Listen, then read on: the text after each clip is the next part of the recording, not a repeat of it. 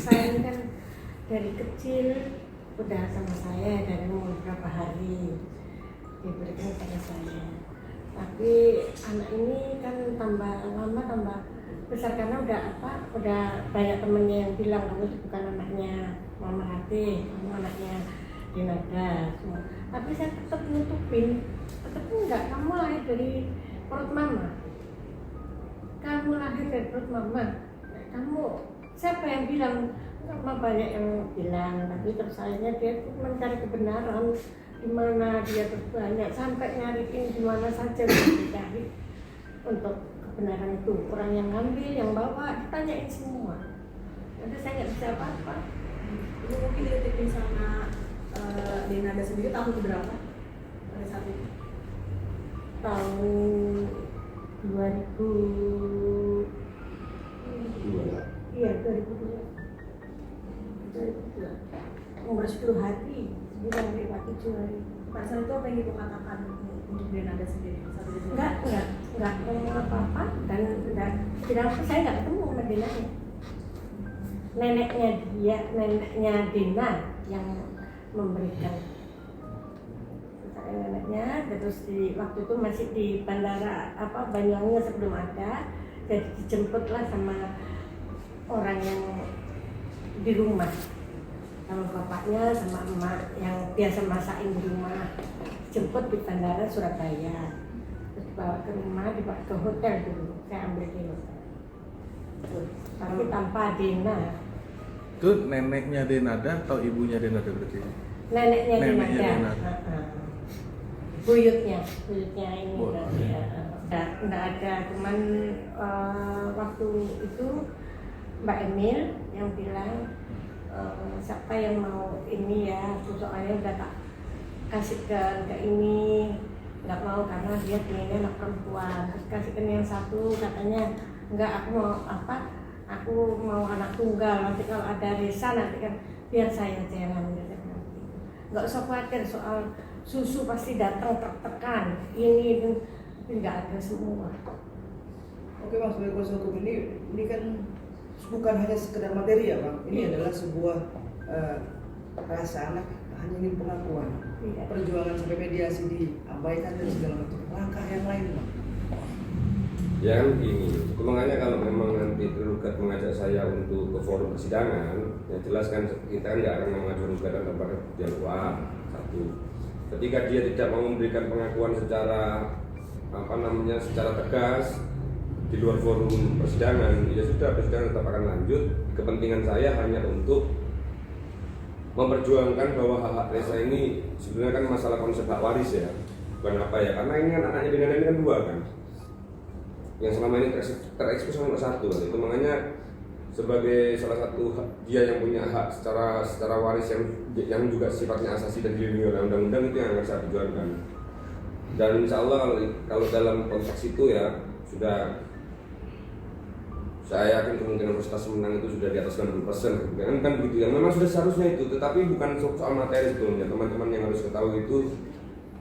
Jadi pertanyaan-pertanyaan yang buat ini agak sedikit rancu karena teman-teman mempertanyakan loncat-loncat. Coba mau tanya bagaimana runtut kenapa ini sampai ada di forum persidangan, itu akan menjadi sedikit lebih menarik sebetulnya, begitu kan? Cikal bakal dan motivasi kenapa saya harus ajukan gugatan. Tidak, ini bukan sekali lagi bukan masalah uang semata. Kalau ibu sebagai orang yang pada akhirnya paling tahu nih perasaan dari apa sih yang ibu tenangkan untuk ini, dan seluka apa sih hati ibu kalau saya bilang? Ya saya tentu kecewa sekali. Ya nggak pernah ucapin terima kasih, minta izin, kok gini, kok nggak ada aku nih apanya.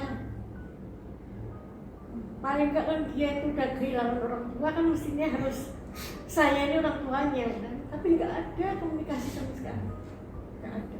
Bu, perinnya saat itu menutupi terus dari Resa selama puluhan tahun seperti apa sih? Iya. Banyak kan bergejolak pasti. Pasti banyak kan orang yang ngomong, enggak, ini juga nangis, Ma, aku ini anaknya siapa yang benar, Ma? Kamu anaknya Mama, lahir dari perut Mama. Sampai sekarang saya nggak pernah ngomong kalau ini anaknya, tapi dia tahu dari orang lain, dia sampai cari sendiri, sampai apa, cari sendiri.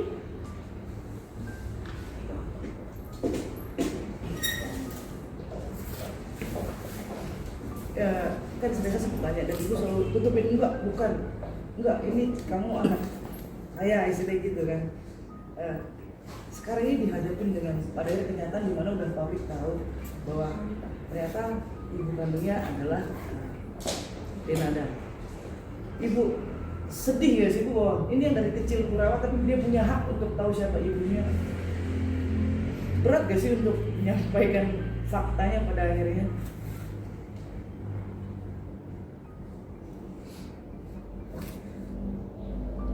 Oke abang. Mungkin pertanyaan lainnya. Iya. Coba ulang lagi.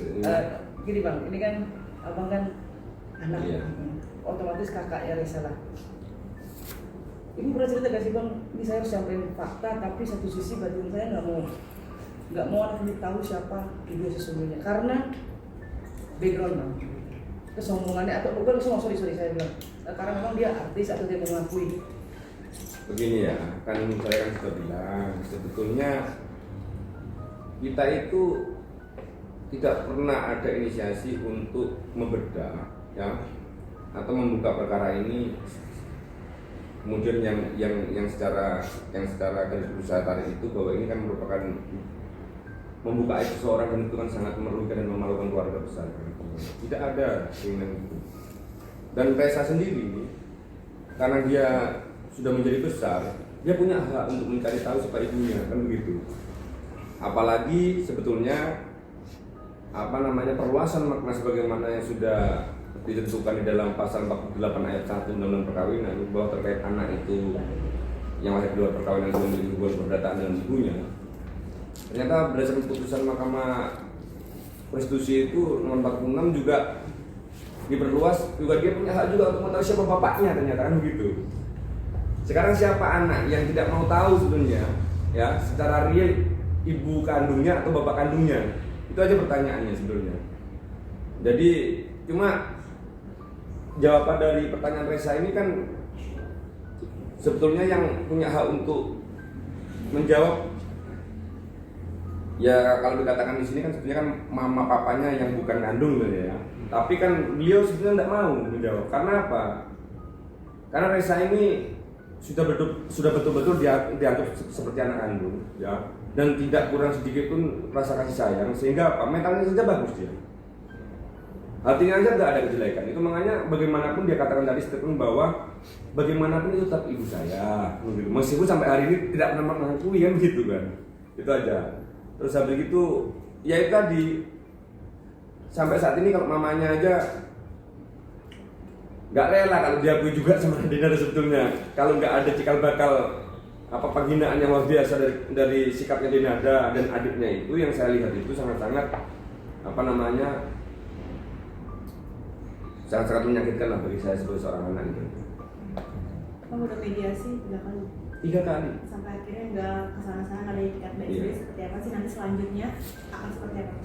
Kalau misalkan nanti Denada sampai ujung itu tetap tidak mau mengakui gitu, Resa mau memaafkan nggak ibunya gitu ketika sampai dikejar sampai mana tetap nggak mau ngaku segala macam sebagai anak tuh ikhlas nggak memaafkan ibu. Kenapa? Ya kayak tadi, bagaimanapun dia itu tetap aku nganggapnya gitu. Tapi ya di dalam hati tetap bakti anak kepada ibu kandung gitu. Ada rasa benci nggak sih? Berarti tulus ikhlas. Apa itu yang diajarkan sama ibu juga selama 25 tahun ini? Seperti apa sih yang ditanamkan kepada Resa untuk ya tidak mudah membenci orang, tidak membuat bahkan orang yang tidak mengakui Resa gitu, seperti apa Ya yang pokoknya punya hati yang tulus dan menerima ya tulus, gak boleh benci sama orang, harus baik. Ibu mungkin membesarkan hati Resa untuk menghadapi situasi-situasi sulit itu apa yang ditanamkan kepada Resa? Ya Resa itu ya saya harus menerima keadaannya, dan saya sangat sayang sama dia, dan tambah saya sayang dan pertama anak ini karena apa? Kakak-kakaknya perempuan semua, dia satu-satunya anak laki saya, jadi ya sampai sekarang dia masih manja ke saya, masih manja, tidur tuh sampai SMP tuh masih tidur sama saya. manja bermain mama selalu gitu. Sampaikan Reza. Ya intinya aku pengen meluk Mbak Dena itu sama pengen cium kakinya. Ya. Oke, siap. Terima kasih.